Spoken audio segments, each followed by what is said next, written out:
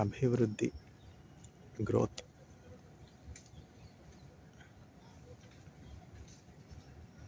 ప్రభువా, నేనెక్కలేనంత ఎత్తైన కొండపైకి నన్ను ఎక్కించుము. కీర్తనల గ్రంథము 61వ అధ్యాయము 2వ వచనం. Lord, lift me to the rock that is higher than I. Psalm 61 verse 2. కొండలలో లోయలలో, కొండలలో లోయలలో, కొండలలో లోయలలో, అడవులలో ఎడారులలో, కొండలలో లోయలలో, అడవులలో ఎడారులలో నన్ను గమనించినావా, నన్ను బలపరచినావా, నన్ను గమనించినావా, నన్ను బలపరచినావా.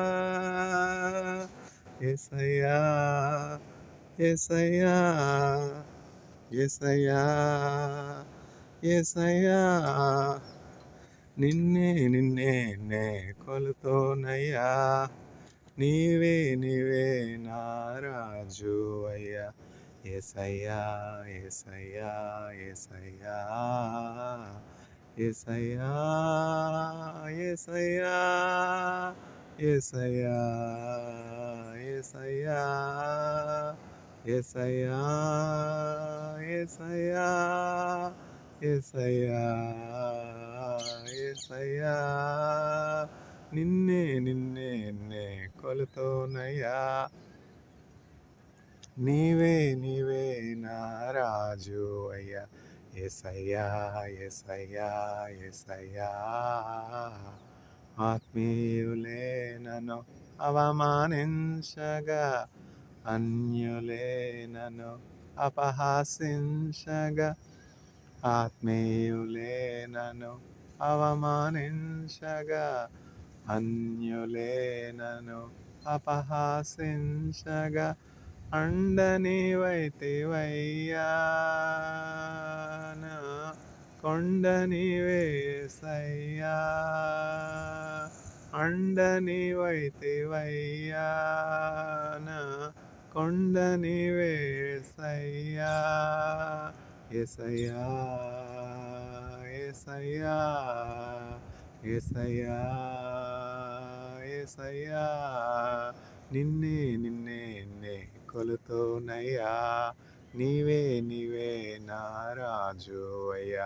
యేసయ్యా, యేసయ్యా, యేసయ్యా,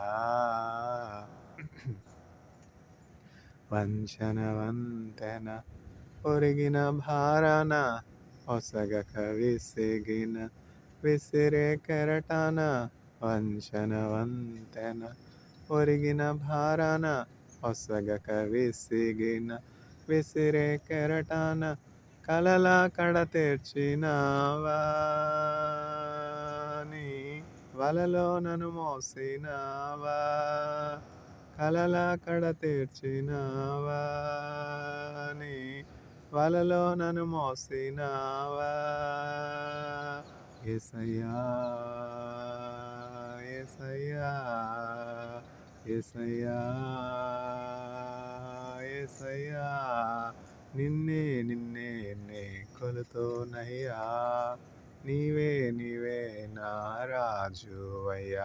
యేసయ్యా, యేసయ్యా, యేసయ్యా, యేసయ్యా, యేసయ్యా, యేసయ్యా, యేసయ్యా, యేసయ్యా, యేసయ్యా, యేసయ్యా, యేసయ్యా.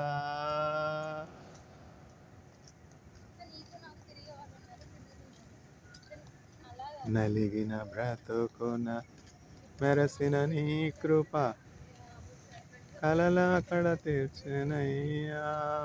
నీ వలలో నన్ను మోసినావా, కలలా కడ తీర్చినావా.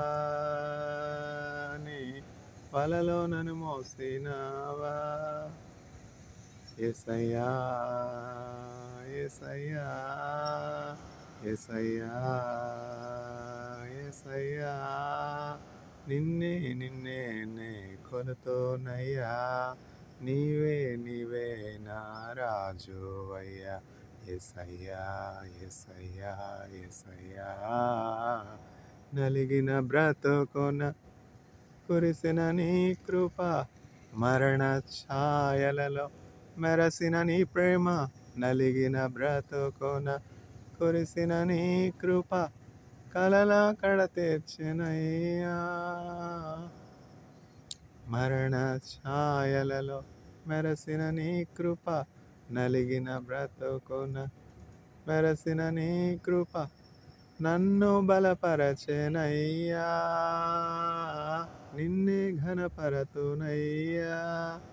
మరణ ఛాయలలో నలిగిన బ్రతుకున నీ కృప, మరణ ఛాయలలో మెరసిన నీ ప్రేమ.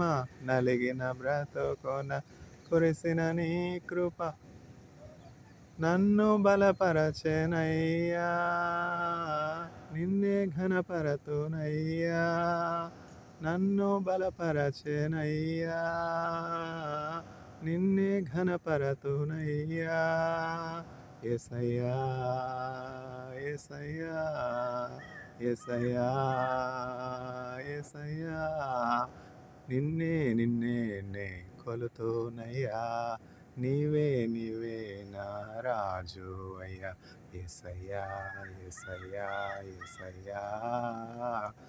చూసారా ఎంత, ఎన్ని మార్లు మనం పాడినా కూడా, ఎంత మనకు ఆ పాట పరిచితమైనా కూడా టచ్ లేకపోతే ఏమవుతుందంటే ఆ స్టాంజర్స్లో ఉన్నటువంటి ఆ లిరిక్స్, ఆ పదాలు వెంటనే రావు. ఎందుకంటే సాధారణంగా మన మైండ్ కూడా డైవర్ట్ అవుతూ ఉంటుంది కదా పాట పాడేటప్పుడు. ఇప్పుడు పాట పాడేటప్పుడు నా మనసంతా విజయవాడ రేడియో స్టేషన్ మీద ఉందండి. అందుకని చెప్పి నెక్స్ట్ స్టాంజా పట్టుకోవడం కొంచెం కష్టమైంది. లాస్ట్ స్టాంజా పట్టుకోవడం, మాటలు తడబడతా ఉన్నాయి. ఎందుకంటే నా మనసు సడన్గా విజయవాడ రేడియో స్టేషన్కి వెళ్ళిపోయిందంటే రేడియో స్టేషన్లో ఇప్పుడు పాడతాను. ఏమిటంటే నేను చైనాలో ఉన్నప్పుడు విజయవాడ అంటే India all India radio general secretary గారికి మెయిల్ చేశానన్నమాట. సార్ ఇట్లా రేడియో స్టేషన్లో నేను వర్తమానాలు ఇచ్చే అవకాశం నాకు ఇవ్వాల్సిందిగా నేను మీకు విజ్ఞప్తి చేస్తా ఉన్నానని చెప్పి ఒక ఈమెయిల్ రాసినప్పుడు ఆయన ఎంతో చక్కగా పాజిటివ్గా స్పందించారు. ఆమె పేరు కూడా మర్చిపోయాను. ఆల్ ఇండియా రేడియో హెడ్ అనమాట ఆయన. ఢిల్లీ నుంచి నాకు రిప్లై ఇచ్చారనమాట. మిమ్మల్ని మేము మీకు తెలుగులో మీరు వర్తమానాలు సిద్ధపరుస్తూ ఉన్నారు, తెలుగులో మీరు వర్తమానాలు ఇవ్వాలి అని అనుకుంటున్నారు బైబిల్కి సంబంధించినటువంటివి. కాబట్టి నేను మిమ్మల్ని విజయవాడ రేడియో స్టేషన్కి కనెక్ట్ చేస్తాను. పలానా విజయవాడ స్టేషన్ ఈమెయిల్ ఐడి మీకు ఇచ్చాను, వారిని కాంటాక్ట్ చేయండి, శాంపిల్ మెసేజెస్ వాళ్ళకి పంపించండి. 5 minutesలో కంప్లీట్ అయిపోయే సర్మన్స్ మీరు రికార్డ్ చేసి వాళ్ళకి పంపితే వాళ్ళ అనుకూలతను బట్టి మీకు ఒక షెడ్యూల్ ఇస్తారు అని చెప్పి చక్కగా నాకు పాజిటివ్గా మెసేజ్ ఇచ్చారు. అంటే ఈ పాట ఎప్పుడు నేను విజయవాడ స్టేషన్లో పాడతానా అని ఆలోచిస్తూ ఉన్నాను. ఆ లాస్ట్ స్టాంజా లిరిక్స్ తప్పిపోయాయి. చూస్తారా, మన ఆలోచన అంతా కూడా మనం చేసే పని మీదే ఉండాలి. ఎక్కడ ఉండినా కూడా నేను ఎంఐటీలో లేనే, ఎంఐటీకి ఎప్పుడు వెళ్తాను, ఎంఐటీలో ఎప్పుడు రీసెర్చ్ చేస్తాను, నేను హార్వర్డ్లో లేనే, టోక్యో యూనివర్సిటీలో లేనే అని మన మనస్సు ఎప్పుడు కూడా ఏంటంటే ఉన్నతమైనటువంటి ఆశలు ఉండడం మంచిదే, కానీ దాని మీద కాన్సన్ట్రేట్ చేస్తూ మనం ఉన్నటువంటి పనిని నెగ్లెక్ట్ చేయకూడదు. మనకి దేవుడు అప్పగించినటువంటి ఆ పని మనం ఎప్పుడు కూడా నెగ్లెక్ట్ చేయకూడదు. చూడండి ఆ మాట, దేవుని మాట ఏంటి? Lord lift me to the rock that is higher than I. ప్రభువా నేను ఎక్కలేనంత ఎత్తైన కొండపైకి నన్ను ఎక్కించమని దావీదు ప్రార్థన చేస్తున్నాడు. ఎంత మంచి ప్రార్థన! దావీదు తన జీవితంలో అనేకమైనటువంటి సమస్యల గుండా వెళ్ళాడు, కష్టాల గుండా వెళ్ళాడు. కష్ట నష్టములెన్నున్నా పొంగు సాగరులెదురైనా ఆయనే మన ఆశ్రయం ఇరుకులో ఇబ్బందులలో రండి యెహోవాను గూర్చి ఉత్సాహగానము చేసెదము. ఆహా హల్లెలూయా, ఆహా హల్లెలూయా, ఆహా హల్లెలూయా, ఆహా హల్లెలూయా. ఆల్ ఇండియా రేడియోలో అవకాశం దొరకడం చాలా కష్టం అనమాట. అప్పటికి ఇప్పటికి. ఆ రోజుల్లో ఇంకా కష్టం. ఎందుకంటే ఆ రోజుల్లో కేవలం ఒక సోర్స్ ఆఫ్ ఎంటర్‌టైన్‌మెంట్ ఏమిటి అంటే ఆకాశవాణి. ఆల్ ఇండియా రేడియోలో ఒక ఫ్యూ మినిట్స్, 1 మినిట్, 2 మినిట్ అంతే. అంతకంటే ఎక్కువ ఇవ్వరు వాళ్ళు. 5 మినిట్స్ అంటే ఇంక చాలా ఎక్కువ. ఇంకా జనరల్ సెక్రటరీ గారు, ఆల్ ఇండియా జనరల్ సెక్రటరీ గారు ఆయన పేరు మర్చిపోయాను. ఆ ఈమెయిల్స్ అన్నీ కూడా నేను చక్కగా సేవ్ చేసి పెట్టాను. మళ్ళా నా ఎక్స్టర్నల్ హార్డ్ డిస్క్‌లో చూసుకోవాలి. చైనాలో కాదిది. చైనాలో డేటా సేవ్ చేసుకోవడానికి ఒక ఎక్స్టర్నల్ హార్డ్ డిస్క్ కొనుక్కోవాలి కొనుక్కోవాలని అనుకున్నప్పుడు నా చైనీస్ కొలాబరేటర్‌ని, చైనీస్ రీసెర్చర్‌ని, ఫ్రెండ్‌ని అడిగాను. చౌంచాంగ్ యాంగ్ నేను ఒక ఎక్స్టర్నల్ హార్డ్ డిస్క్ కొనుక్కోవాలనుకుంటున్నాను. ఎక్కడ కొనుక్కుంటే బావుంటది అంటే చౌంచాంగ్ యాంగ్ చైనీస్ నేషనల్ గదా! అతనేం చేశాడంటే నువ్వు వెంటనే పలానా హ్మ్, ఫ్రెండ్‌ని కాంటాక్ట్ చేయి అంటే మా ల్యాబ్‌లోనే ఇంగ్లీష్ బాగా తెలిసినటువంటి ఫ్రెండ్. అతని పేరేంటంటే హ్యారీ. చైనా పేరేదో ఉంది. సూన్ అనేదో పేరుంది. కానీ కొంచెం ఇంగ్లీష్ బాగా మాట్లాడతాడు. అతనికైతే ఇట్లాంటి సెల్లింగు, బయింగ్‌లో మంచి ఎక్స్‌పీరియన్స్ ఉంది కదా! హ్యారీని కాంటాక్ట్ చేస్తే నీకు వెంటనే ఆన్‌లైన్ బుకింగే జేస్తాడు. అంటే వెంటనే నా ల్యాబ్‌లో పీహెచ్‌డీ చేస్తున్నటువంటి పీహెచ్‌డీ స్టూడెంట్ చైనీస్ పర్సనే కానీ ఇంగ్లీష్ బాగా మాట్లాడతాడు. మంచి ఇంగ్లీష్ ఇన్‌ఫ్లూయెన్స్ ఉందనమాట హ్యారీ అని చెప్పి. వెంటనే హ్యారీ నేను ఎక్స్టర్నల్ హార్డ్ డిస్క్ తీసుకోనాలనుకుంటున్నాను. ఇప్పటివరకు నేను ఎప్పుడు కూడా వైల్డ్ ఎలిమెంట్స్ అనే హార్డ్ డిస్కే వాడాను. ఇజ్రాయెల్‌లో కొనుక్కున్నాను అదే. తర్వాత ఇండియాలో కూడా అదే కొనుక్కున్నాను. Malaysian brand. Excellent brand. అదే తీసుకోమంటావా? లేకపోతే ఇంకేమన్నా చైనీస్‌లో ఏమన్నా స్పెషల్ ప్రొడక్ట్స్ ఉన్నాయా? అంటే చైనీసు పీపుల్ చాలా ఎలక్ట్రానిక్స్ కాంపోనెంట్స్ వాటిలో ఎక్స్‌పర్ట్స్ కదా! అందువల్ల నీ సజెషన్ ఏంటి? తెలియకపోతే అడిగితే తప్పేంటి చెప్పండి? మనం ఒక మార్గంలో వెళతా ఉన్నాము. అంటే క్రైస్తవులు బైబిల్ చదివేవాళ్ళు రామాయణం చదవకూడదా? మహాభారతం చదవకూడదా? ఖురాన్ చదవకూడదా? హిందువులతో కలిసి మాట్లాడకూడదు. అట్లాంటి రెస్ట్రిక్షన్స్ యేసుక్రీస్తు ప్రభు ఎప్పుడు పెట్టలేదు గదా! అదనమాట. అందువల్ల హ్యారీని అడిగాననమాట. చైనాలో ఏమన్నా మంచి ప్రొడక్ట్స్ దొరుకుతాయా? ఎక్స్టర్నల్ హార్డ్ డిస్క్ నేను తీసుకోనాలని అనుకుంటున్నాను. వైల్డ్ ఎలిమెంట్స్ నాకు ఇప్పటివరకు అలవాటు. దానిలో ప్రాబ్లమ్ ఏమీ లేదు. చక్కగా ఆహ్, కాంపాక్ట్‌గా ఉంటుంది. యూజ్ చేసుకోవడం కూడా చాలా ఈజీ టు హ్యాండిలు. నేను ఇండియా నుంచి ఇజ్రాయెల్ వెళ్ళేటప్పుడు వైల్డ్ ఎలిమెంట్సే తీసుకున్నాను. తర్వాత ఆహ్,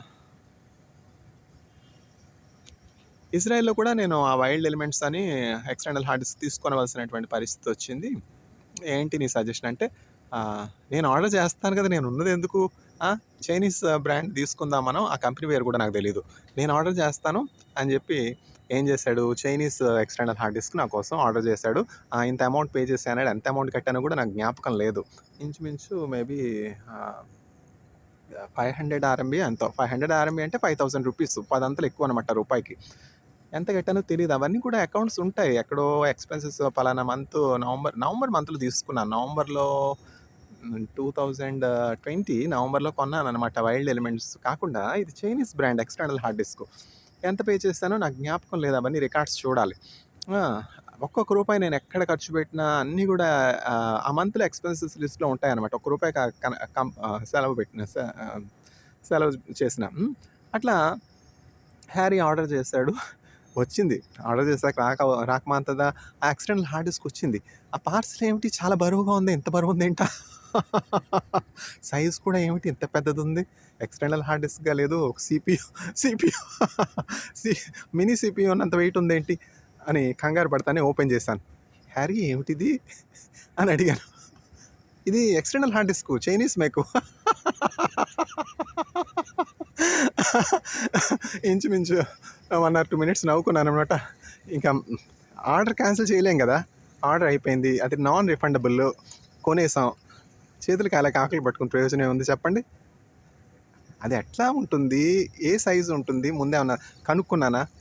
అంటే ఏంటంటే, ఆ వైల్డ్ ఎలిమెంట్స్ మైండ్‌లో ఉండిపోయింది కదా! వైల్డ్ ఎలిమెంట్స్ చిన్నది, కాంపాక్టు 2 టీబీ 2 టీబీ వరకు తీసుకున్నా. అంటే 3 టీబీ అనమాట. 3 టెరాబైట్సు.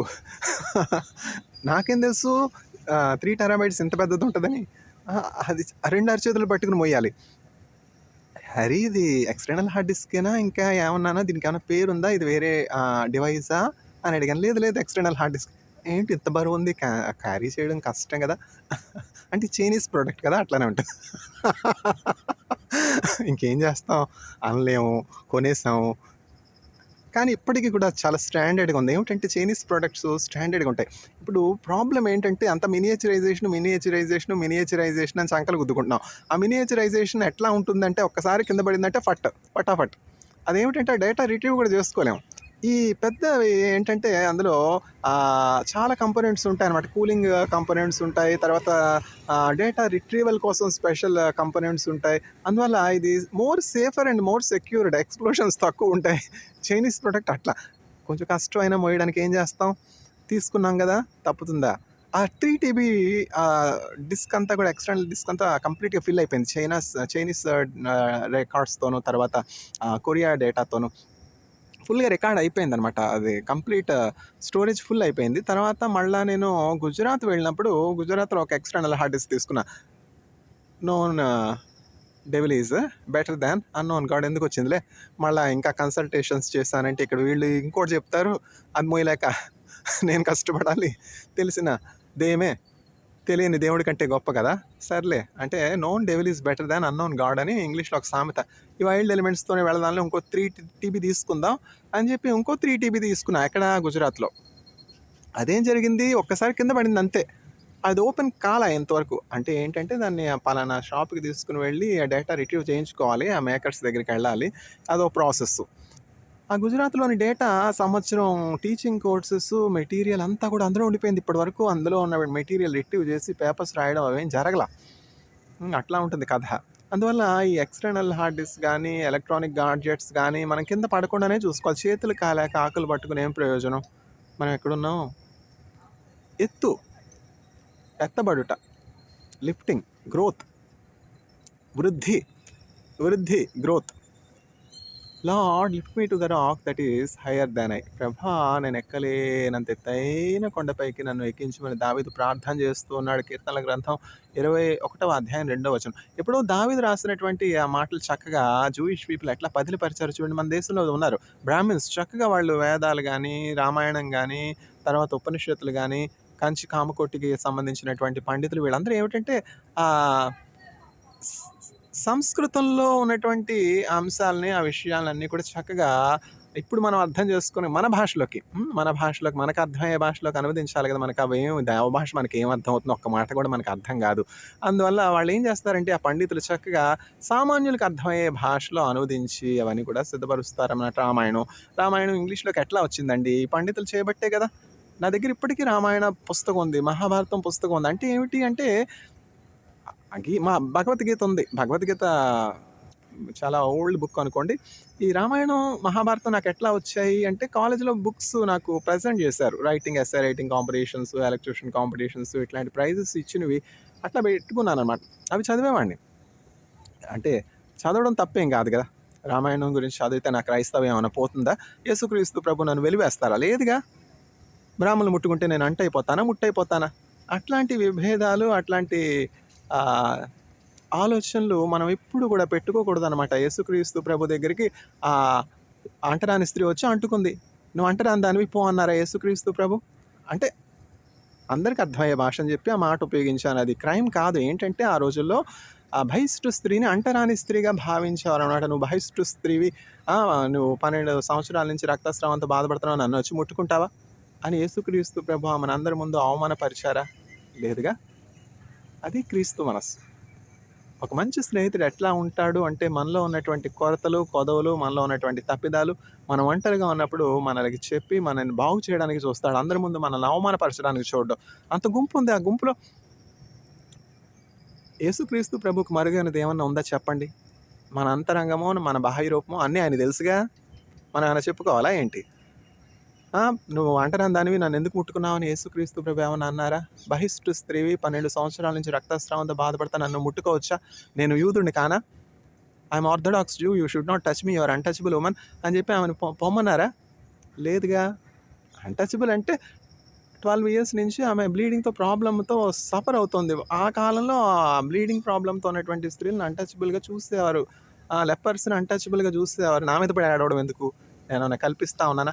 ఆ కాల గతుల స్థితులు చెప్తా ఉన్నాను. ఆ కాలంలో స్థితిగతులు ఎట్లా ఉండేవి? యేసుక్రీస్తు ప్రభు మనస్సు ఎట్లా ఉంటుంది అంటే దయగల మనస్సు. మనం ఏమన్నా యూదులమా చెప్పండి? మనం ఏమన్నా దేవుని పిల్లలమా చెప్పండి?